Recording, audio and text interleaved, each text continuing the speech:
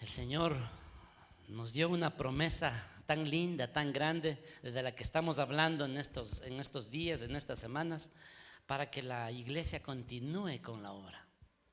La iglesia ya existía cuando el Señor Jesucristo vino y escogió a sus discípulos y empezó a moverse, andando de aldea en aldea, de pueblo en pueblo, predicando, sanando y enseñando. Y esa era la iglesia.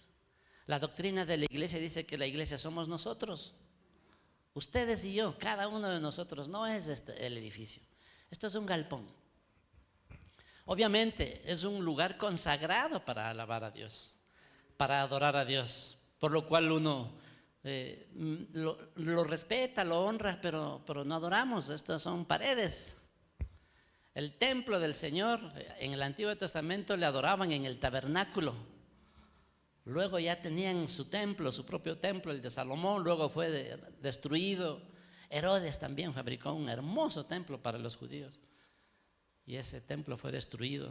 Sin embargo, la promesa del Señor era que nosotros, que el Espíritu Santo iba a venir a nuestras vidas, a cada uno de nosotros, y a hacer templo en nosotros. Usted es templo del Espíritu Santo. Yo soy templo del Espíritu Santo. ¿Para qué sirve el templo? ¿Qué se hace en el templo? Se adora. Un lugar de adoración, de exaltación a nuestro Dios.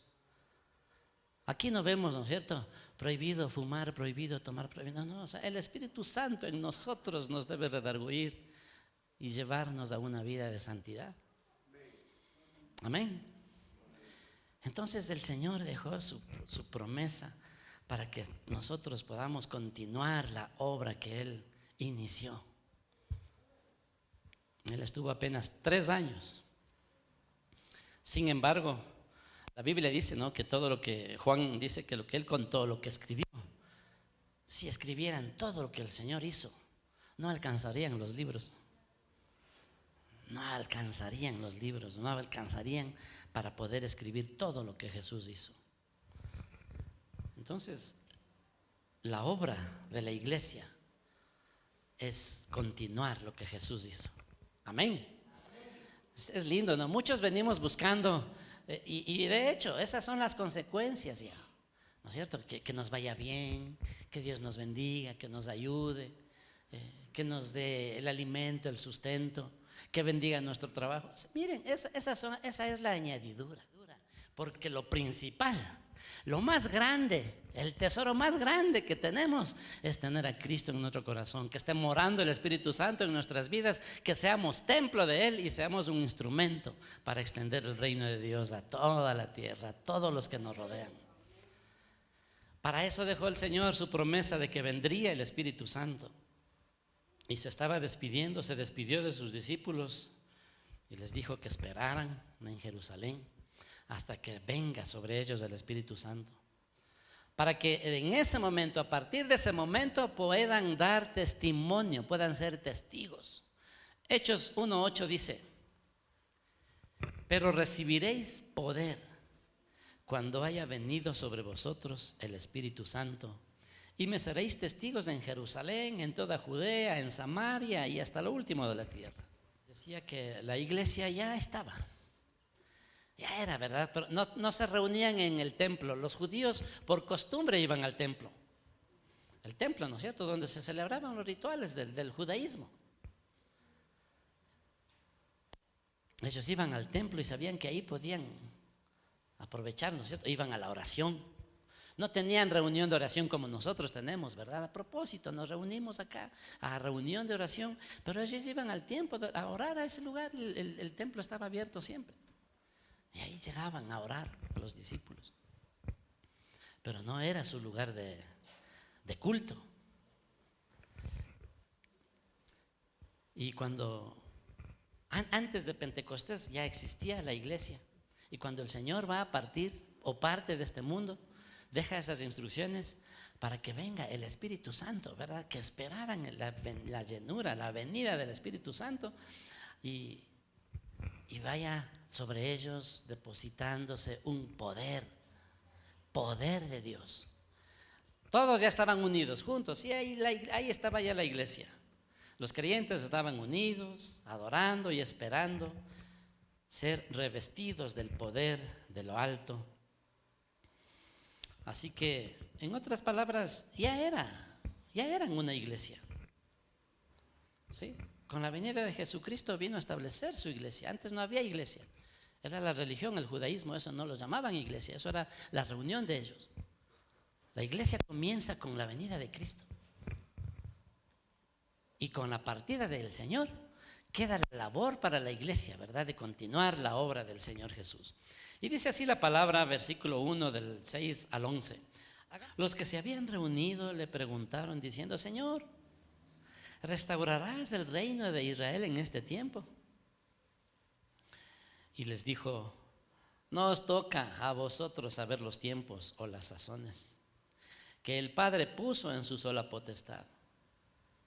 Pero recibiréis poder cuando haya venido sobre vosotros el Espíritu Santo, y me seréis testigos en Jerusalén, en toda Judea, en Samaria y hasta lo último de la tierra.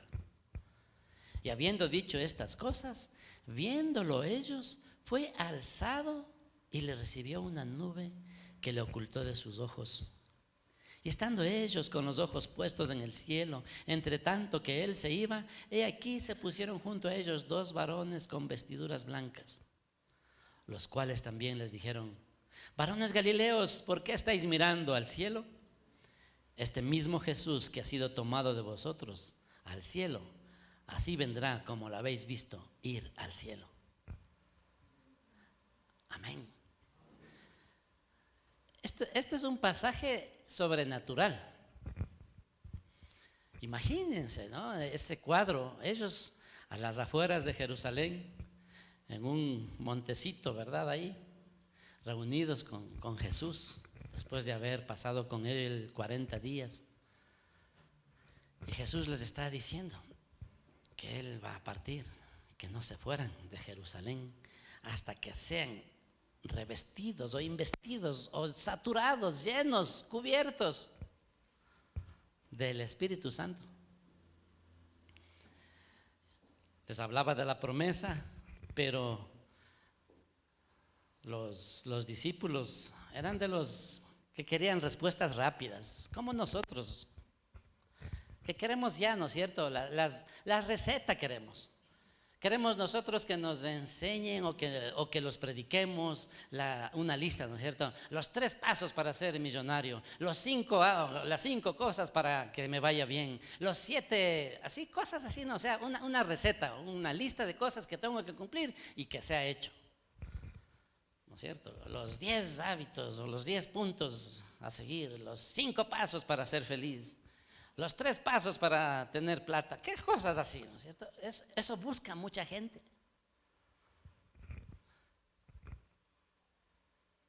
Pero el Señor les está dando instrucciones a sus discípulos. Y Jesús está haciendo, ¿verdad? Aquí Lucas nos explica, nos enfoca en este libro, tanto en el libro de Lucas como en Hechos, en la obra del Espíritu Santo, en el ministerio del Espíritu Santo, no solo la venida, sino en el ministerio, lo que iba a hacer el Espíritu Santo en la vida de cada uno de los discípulos, en los creyentes. Así que lo que Lucas hace y lo que cuenta, lo que Jesús les dice, es que iba a venir el Espíritu Santo, quien nos iba a capacitar para desarrollar el ministerio. La venida del Espíritu Santo, el poder del Espíritu Santo tiene el propósito de capacitarnos para ser testigos, para poder testificar de Cristo. Amén. No, obviamente se manifestó que hablaban en otras lenguas, empezó a haber diferentes dones, profecía, palabra de ciencia, milagros, sanidades. Eso es el añadido. Pero lo que estaba hablando era que necesitábamos ese poder. La iglesia necesitaba poder para testificar.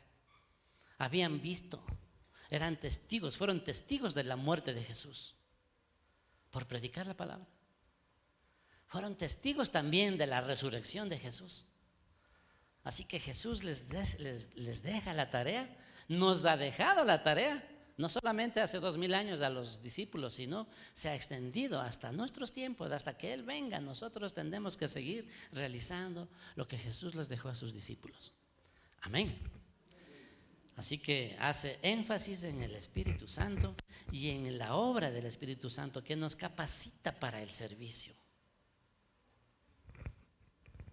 Muchos no aceptan, no les gusta, no creen, a veces se sienten raros o tienen temor o recelo a las cosas del Espíritu Santo. Y bueno, cada uno, ¿no?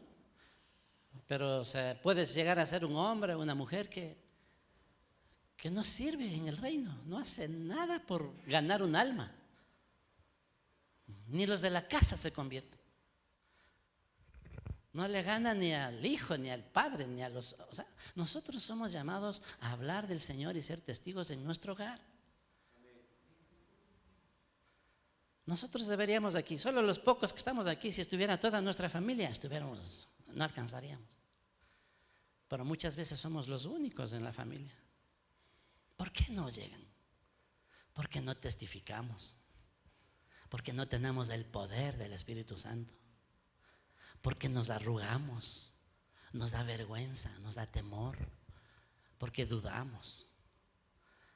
Estamos dudando nosotros mismos de lo que creemos. Cuando nos dicen, no me voy a ir a la iglesia, los hijos nos dicen, no, yo no quiero ir.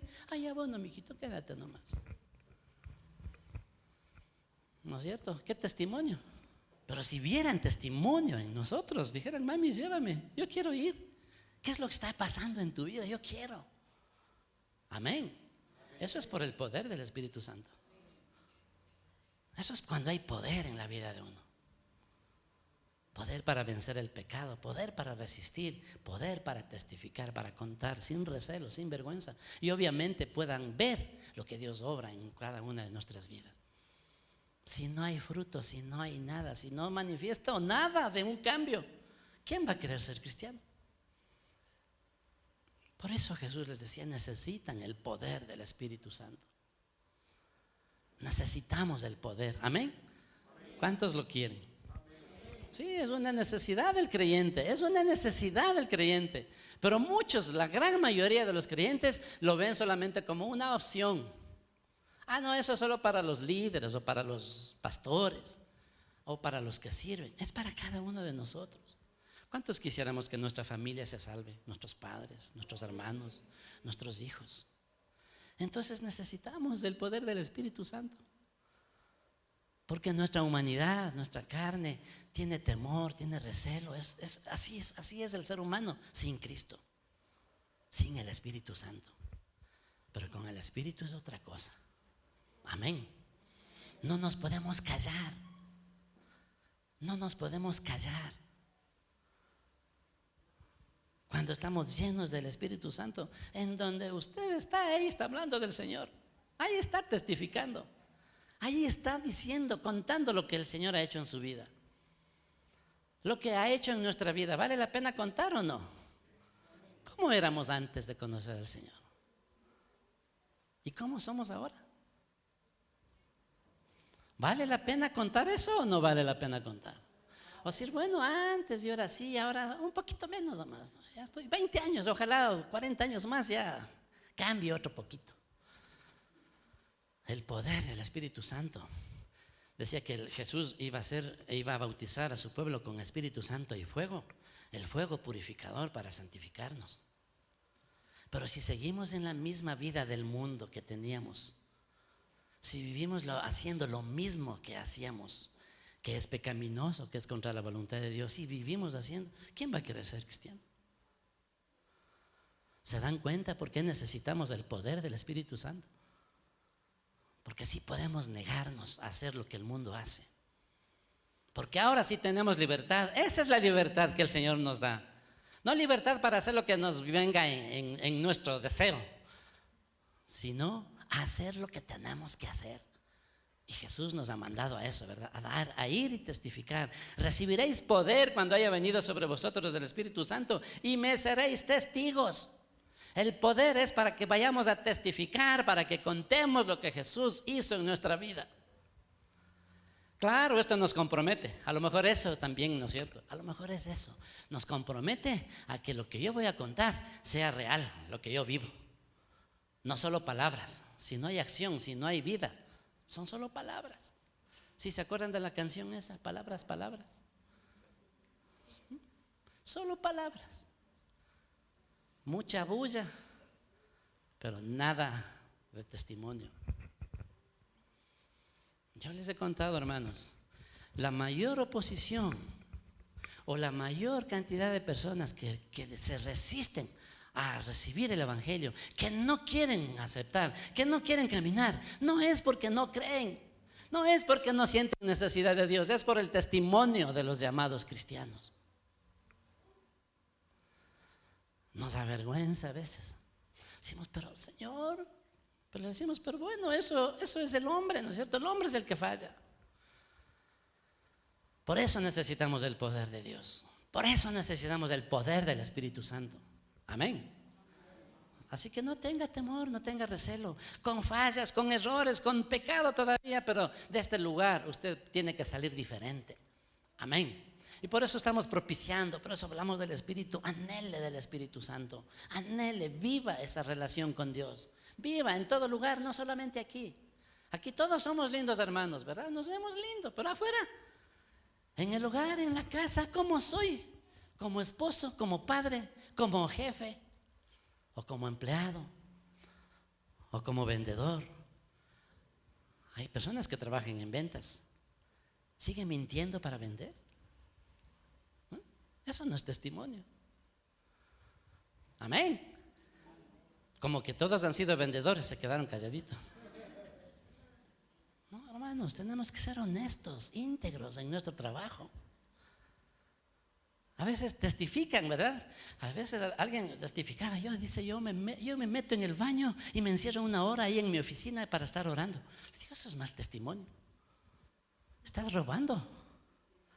Te están pagando por 8 horas y te pasas 1 hora orando ahí adentro en el baño. ¿Es buen testimonio o mal testimonio? ¿Ah?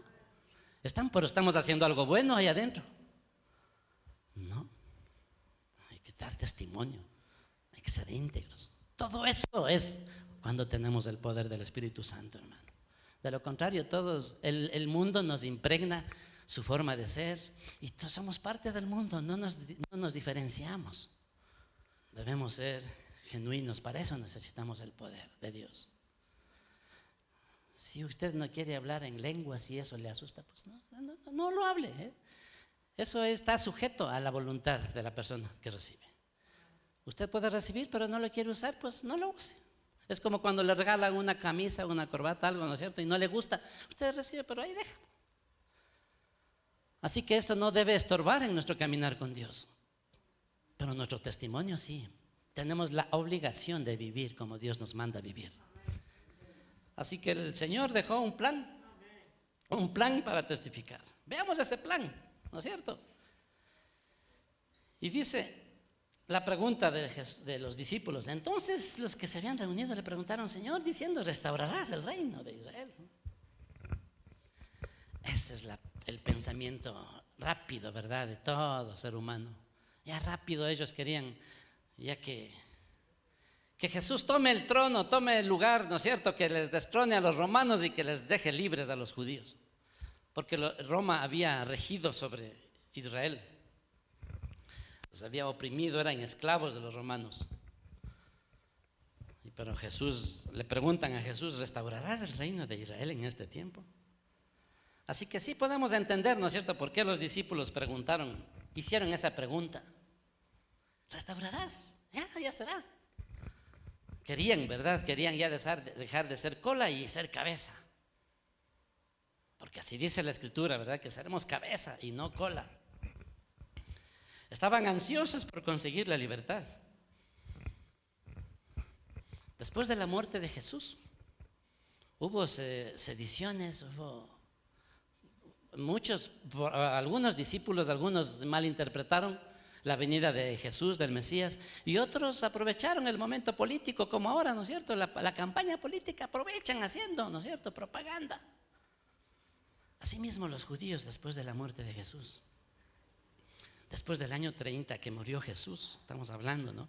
En el año 70 llegó a una provocación tal que vino un general romano, se dio una guerra en Jerusalén y acabó y destruyó el templo.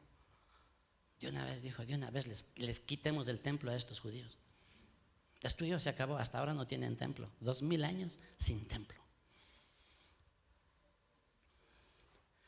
Por eso ellos querían, ¿no es cierto? Querían ya ser liberados. Querían saber si ese era el tiempo cuando Israel pasaría, ¿no es cierto?, a ser ya el que gobierne su propia vida, gobierne sus propios destinos. No ocurrió así. No era esa el propósito del Señor. Mire la respuesta de Jesús cuando le dicen, restaurarás el trono, restaurarás el reino. Y Jesús dice, no les toca a vosotros saber los tiempos o las sazones que el Padre puso en su sola potestad. Eso no nos corresponde a nosotros saber. Hay cosas que le pertenecen a Dios y otras cosas que Dios las revela. No todo ha revelado. Pero el hombre, ¿verdad? El hombre creyéndose Dios busca y encuentra, ¿no es cierto? Y encuentra documentales, ¿no? Los misterios de la Biblia, los misterios de Dios. No hay tal misterio, hermano. Está revelado completamente. Pero hay misterios, hay cosas, misterios, cosas de la voluntad de Dios que es precisamente solo para Él. Dice, no les toca a ustedes saber los tiempos o las sazones, ¿no? ¿Cuándo será? Y mire la respuesta, ¿no? Quisiera que note, dice, no os toca a vosotros saber los tiempos o las sazones que el Padre puso en su sola potestad. El único que tiene potestad para abrir, para conocer es Dios. Amén. Deuteronomio 29 dice que hay misterios que solo Dios los conoce y Él nos revelará algún día. Amén. Pero el Señor no es que nos tiene en la incertidumbre y no sabemos qué pasará con nuestra vida, nuestro futuro, nuestra vida eterna, dónde pasaremos. No, eso sí está clarito. Pero mire este giro en el versículo 8. Aquí toma un giro, le dice, no les toca a ustedes saber eso. No debe interesarles. ¿Por qué se preocupan de esas cosas? Y viene una palabrita que dice, pero el versículo 8. Esto es como una bisagra, ¿no? O sea, que cambia, que abre a otra cosa, un gozne o bisagra que nos mueve a lo que nosotros debemos hacer, no a lo que tiene que hacer Dios, lo que es potestad de Dios. Lo que nos corresponde a nosotros, eso debemos nosotros estar atentos. Señor, ¿y qué? ¿No es cierto? Entonces dice, pero recibiréis poder cuando haya venido sobre vosotros el Espíritu Santo y me seréis testigos en Jerusalén, Judea, Samaria, dice, y hasta lo último de la tierra. Después de decirles que no eran ellos los que tenían que saber el tiempo o el plan específico de Dios para el reino terrenal, les dijo, pero recibiréis, pero ocúpate de esto, pero dedícate a esto, vas a recibir poder para ser testigos. Eso es lo que te corresponde, eso es lo que nos corresponde a nosotros. Amén. Que cuando venga el Señor, Él sabrá, Él tiene la palabra, la autoridad, la potestad. Lo que nos dice que debemos estar listos, preparados, vivamos siempre listos, preparados. Cuando hay emergencia, ¿no es cierto? En unos últimos años nosotros tuvimos situaciones difíciles con nuestro país, terremotos, erupciones, y las noticias siempre nos decían, no, ten siempre una maletita lista, no, ten siempre tu equipo de emergencia, una mochila con alimentos no perecibles, con medicamentos, con linterna, con cosas así, ¿no es cierto? La gente estaba lista, preparada. Así nos dice el Señor, listo, preparado para cuando venga el momento. Que no nos coja de sorpresa y nos quedemos. ¿Por qué dice debemos estar preparados? Muchos piensan que ya somos salvos, pues listo, ya el Señor ya hizo la obra. Entonces no nos dijera, estén listos, estén preparados. No nos dijera en la palabra, el que persevere hasta el fin, ese será salvo. No nos dijera 7 veces en el libro de Apocalipsis que el que persevere hasta el fin, que el que resista hasta el final, que el que venza todos esos obstáculos, ese recibirá la corona de vida. Así que tenemos que estar listos, preparados, actuando, haciendo lo que nos ha mandado hacer. Frecuentemente nos sentimos tentados como cristianos a preocuparnos de las cosas que le corresponden a Dios, no a nosotros. Lo que nos corresponde a los creyentes es recibir el poder y ser testigos en Jerusalén, Judea, Samaria y hasta lo último de la tierra. ¿Qué es lo que hacen los testigos? ¿Qué es un testigo? Los testigos fieles, porque hay falsos testigos también, ¿no es cierto? Hay gente que les contratan para que testifique en contra, que mienta. ¿No es cierto? Dios no nos llama a eso, porque vayamos y contemos la verdad, lo que Cristo ha hecho en nuestra vida. Los testigos fieles declaran lo que saben acerca de algo. Los que experimentaron, los que miraron, los que conocen, los que saben. No porque le han contado, sino que fue testigo presencial, estuvo ahí. ¿No es cierto? Eso es un testigo. Y a eso nos llama. ¿No es cierto? Que testifiquemos. Somos testigos de que Él resucitó. A los discípulos eran testigos de su resurrección. Fueron testigos de su muerte y de su resurrección. Así que podían ellos contar. Porque recuerden la noticia que se rodó es de que robaron el cadáver de Jesús, los discípulos. Y hasta ahora, ¿no? Hasta ahora buscan la tumba de Jesús. Por ahí algún momento, algún documental mostraron una tumba y ahí se ve, aquí están los huesos de Jesús.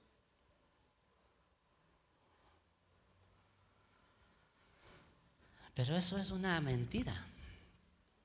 Jesucristo resucitó, quedó escrito y fueron testigos como 500 hermanos. Y eso es lo que les manda el Señor a contar. Los testigos describen lo que vieron, oyeron o sintieron. Amén. Nosotros, ustedes y yo somos testigos de que Jesucristo murió por nosotros. Nosotros somos testigos de que resucitó, porque la tumba quedó vacía, la cruz quedó vacía. Por eso nosotros no adoramos, no tenemos una cruz con un Cristo ahí crucificado, atado ahí. Porque Cristo resucitó, Él está a la diestra del Padre intercediendo por nosotros. Somos testigos también de que Él nos salvó. Somos testigos de que Él nos rescató, del que Él cambió nuestra vida. Amén. ¿Cuántos lo creen así? Si todavía su vida no ha cambiado, pues busque ser cambiado por el Señor. Porque donde Dios entra, ahí no puede habitar ningún demonio, ningún espíritu maligno. Viene y entra en la vida de una persona y le cambia, le transforma. Si usted no vive esa transformación, busque ese nacimiento genuino, nuevo nacimiento en Cristo, donde venga el Espíritu Santo a su vida y habite en usted y le haga un templo del Espíritu Santo. Dice la Biblia que somos templo del Espíritu Santo. Al templo se lo respeta, se lo cuida, se lo santifica, ¿verdad? Se lo purifica. No necesitamos de que alguien nos diga, no hagas esto, no hagas esto otro. No, o sea, ¿qué es lo que le contamina al templo? Busquemos, cuidemos nuestra vida para ser testigos fieles. Porque si vamos contando que Cristo cambió mi vida y no hemos cambiado, la gente va a cuestionar y va a decir, bueno, ¿y qué mismo es? ¿Qué es lo que pasó? Así que es importante. Nuestro propósito primordial es hablar a otros de Jesucristo. Dios quiere que testifiquemos que Jesús nos salvó del pecado y nos dio vida eterna. ¿Cuántos años necesitamos para testificar en nuestra casa donde vivimos?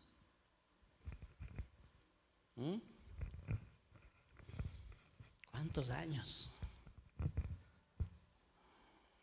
Dios quiere salvar familias. Y si tú eres el único en tu familia, tú eres el instrumento para salvar a tu familia. Dando testimonio, testificando con tu vida. Amén. Esto es lo que Dios quiere. Salvar familias, restaurar familias, transformar familias. De mundanos a hijos de Dios. De gente mala a gente buena. De hijos del diablo a hijos de Dios. ¿Cómo podemos estar en casa, verdad? Unos siendo hijos de Dios y otros sirviendo al diablo, perdiéndose. Para eso necesitamos el poder del Espíritu Santo. Y dice, ¿no? Y me seréis testigos en Jerusalén, Judea, Samaria. Eso les tocó a los discípulos primero. Comenzaron en Jerusalén. Pero en Jerusalén luego siguieron extendiéndose. Y de hecho, estaban contentos en Jerusalén, pero también comenzó o continuó la persecución contra los cristianos. No se quedaron contentos. Mataron a pedradas a uno de los discípulos, a uno de los diáconos de la primera iglesia, Esteban, y tuvieron que salir, tuvieron que huir. Claro, si uno dirá, bueno, que me maten nomás, pero si todavía tú tienes que cumplir un plan de Dios, no está en los planes de Dios de que te maten. Cuando llegue la hora, pues nos tocará morir, ¿verdad? Pero obviamente como personas, como hombres, ¿no es cierto?, de carne y hueso, tenían temor, así que tuvieron que salir, tuvieron que huir. Y fueron a Samaria, a la provincia del norte, ¿verdad? Ahí también fueron a testificar. Luego se fueron más allá, ¿no es cierto?, a Galilea. Estuvieron en Jerusalén, se extendieron por toda Judea. Las 3 provincias que formaban el territorio de Israel era Galilea, Samaria, Judea. Y fueron y huyeron hasta allá. Hoy en nuestros días, nuestra Jerusalén, nuestras ciudades, es nuestra casa, nuestro hogar.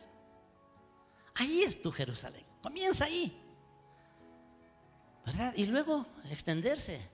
Se extendieron a toda la provincia de Judea, es decir, extiéndete a los demás que están a tu alrededor, amigos, vecinos, cercanos, compañeros. Luego dice Samaria, ¿no es cierto? Ya a otras personas. Cada vez se va expandiendo el reino, el evangelio se fue expandiendo con el testimonio de los discípulos desde Jerusalén hacia Roma. Hasta Roma llegaron. Cuando Pablo llega a Roma, ya había iglesia ahí, ya habían cristianos. Ojo, no era la iglesia católica, la iglesia católica no existía todavía. La religión católica se declara religión universal en el en el siglo IV, año 315 después de Cristo. Cuando los cristianos ya estaban dominando todo, se habían extendido por toda Europa, por toda Asia, norte de África, Medio Oriente. Ahí un emperador, se dice, no, entre comillas, que se hizo cristiano y declaró la religión cristiana como la religión universal, la religión católica. Pero la iglesia de Cristo nació aquí el día de Pentecostés. Así que el lugar donde testificar es en tu casa, en tus compañeros, a tus vecinos. Tu Jerusalén, tu Galilea, tu Samaria, ¿no es cierto?, tiene que extenderse. Se extendió así a diferentes lugares, se esparció por todo el mundo romano. Asimismo, nosotros debemos testificar en nuestra propia casa, en el lugar donde vivimos y a todos los que nos rodean. Y dijo, y recibiréis poder cuando haya venido sobre vosotros. Necesitamos el poder para testificar. Se necesita más que el deseo de ser un testigo fiel. No es solamente el deseo. Sí, voy a hacerlo, tomo la decisión. No es solamente el deseo. No, se necesita no solo orar, sino que se necesita el poder del Espíritu Santo. Amén. Porque cuando tengamos ese poder, ahí sí es diferente. Solo existe una clase de poder que capacita al cristiano para ser un testigo fiel. Ese es el poder del Espíritu Santo. Eso debemos anhelarlo. Eso es lo que venimos, ¿verdad?, predicando, enseñando, animando, dando la base bíblica, promoviendo, ¿verdad?, procurando tocar su mente, su corazón a través del Espíritu Santo. Y el Espíritu Santo los toca. El Espíritu Santo los toca y vamos a ver, ¿verdad? Y no vamos a esperar y decirle al Señor, vente el día 27 y aquí vamos a... Dios es soberano y Él va a tocar. Él está tocando corazones.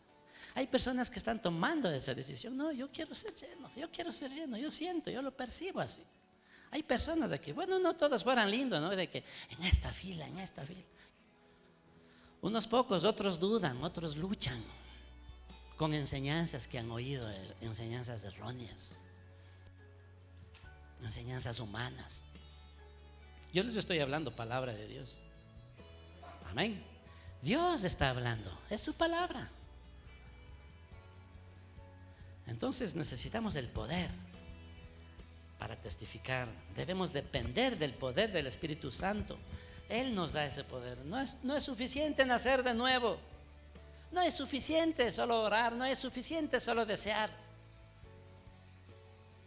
¿Los discípulos eran nacidos de nuevo? ¿Sí o no? ¿Qué dice usted?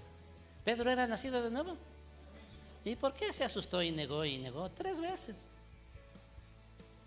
¿Qué le faltaba? El poder del Espíritu Santo. Pedro, Juan, hombres sencillos, pescadores, hermano, gente del vulgo. Por eso no les creían. Y por eso mucha gente cree también, ¿no? Hoy dice los cristianos, creen que somos unos ignorantes. Entonces los que desarrollan el conocimiento dicen, no es para nosotros.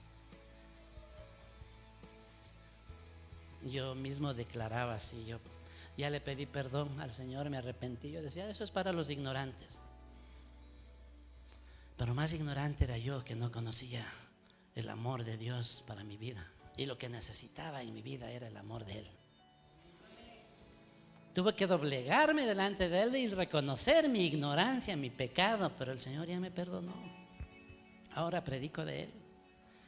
Y sé que el poder de Dios vino a mi vida porque yo no era capaz de pararme delante de nadie y hablarle, ni siquiera dar una lección en el colegio. Cuando nos tomaban lecciones era terrible. Imagínense pararse adelante y hablar lo que sabe. Por eso yo creo que es el poder de Dios lo que necesitamos, y que eso vino a nuestra vida, que eso puede venir a tu vida también. Yo conocía a mi esposa, mi novia en ese tiempo, una jovencita temerosa, miedosa. Ni conmigo quería hablar. Y verla predicando, eso es solo el poder de Dios, hermano. Solo el poder de Dios, y eso necesitamos, amén. Así que para finalizar, uno de los propósitos principales de Dios para nosotros es que hablemos de Jesucristo. Así que mire lo que les dice. Y habiendo dicho estas cosas, el versículo 9, viéndolo ellos, fue alzado y le recibió una nube que lo ocultó de sus ojos. Lo que ellos están viendo es algo sobrenatural. Imagínense, ¿no?, que están ahí hablando con Jesús y de pronto Jesús empieza a elevarse. Ellos han de haber estado pero desesperados, queriendo agarrarle y mirando eso. Nosotros estamos acostumbrados, ya vemos helicópteros, hoy en nuestro tiempo, ¿no?, helicópteros, aviones, cogen, se levantan y se van, ¿no es cierto? Pero a una persona que se vaya levantando y se vaya y se pierda en las nubes, eso era algo insólito para ellos. Ellos estaban sorprendidos, emocionados, y quedaron con la mirada en el cielo. Y dice, y habiendo dicho estas cosas, fue alzado y lo recibió una nube y lo ocultó de sus ojos. Y estando ellos con los ojos puestos en el cielo, entre tanto que él se iba, he aquí, se pusieron junto a ellos 2 varones con vestiduras blancas.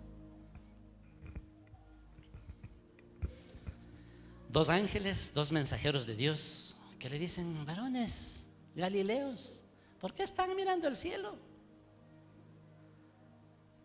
Los ángeles que no sabían, que le vieron que Jesús estaba ahí, pero ya Jesús se les perdió entre las nubes.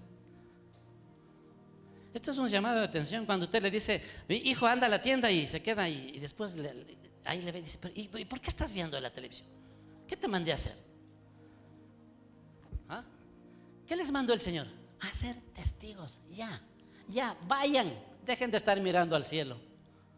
Dejen de estar haciendo lo que están haciendo. Ya, la labor es ya. Hay millones de gente que todavía no han sido alcanzados. Hay, tristemente, ¿verdad? A veces en familias nuestras, en nuestras familias, en nuestros hogares, hay gente que no cree en Dios. El sistema ahora les ha llenado, les ha distorsionado su mente, su corazón, y no creen en Dios, ¿no es cierto? Muchos ateos, gnósticos también. El primer siglo la iglesia luchó con esta corriente, ¿no?, del conocimiento, de los que cultivan conocimiento, ¿no? Había gnósticos y agnósticos, o sea, de lado y lado, ¿cierto? De todo hay en la viña del Señor. Así que recuerde el orden de los 4 eventos. Tengamos cuidado, no malgastemos nuestro tiempo. Nosotros tenemos el poder del Espíritu Santo. Usted puede tener el poder del Espíritu Santo para testificar, dejar de mirar al cielo ya, ¿verdad? Y hacer lo que el Señor nos manda. Eso es lo que estos varones con vestiduras blancas, estos 2 mensajeros de Dios, estos ángeles, les dijeron eso: vayan y hagan lo que tenían que hacer. El propósito de Dios para nosotros es que seamos testigos. Amén. Nuevamente lo repito, recordemos el orden de estos 4 eventos. El primero, el Señor Jesús ascendió al cielo. Esto se llama ascensión, ¿sí? La ascensión de Jesús está en Hechos 1:9. El segundo evento, el Señor Jesús envió al Espíritu Santo para dar a los creyentes poder para testificar. Este evento se llama Pentecostés. ¿Se ha oído ustedes iglesia pentecostal o algo así? Son los que creen en el bautismo del Espíritu Santo. Porque hay una gran cantidad de iglesias también que no creen en ese evento, o creen que fue solo para ese tiempo, y en ese tiempo se acabó. Y hemos de continuar con este tema un poquito más. El tercer evento, el Señor Jesús envió a los creyentes a testificar. Eso se llama la misión de la iglesia. ¿Y sabe quién es la iglesia?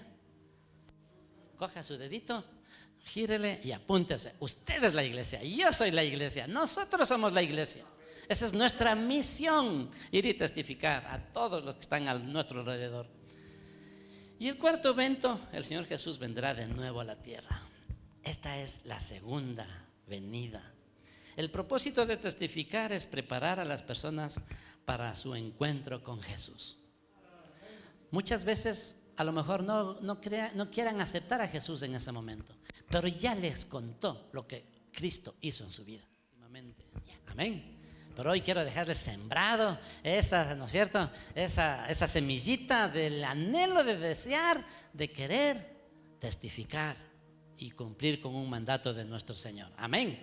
Pongámonos de pie, vamos a orar. Iglesia Cristiana Dos Hemisferios. Contáctanos al 343-1658 o al 099-8308-192.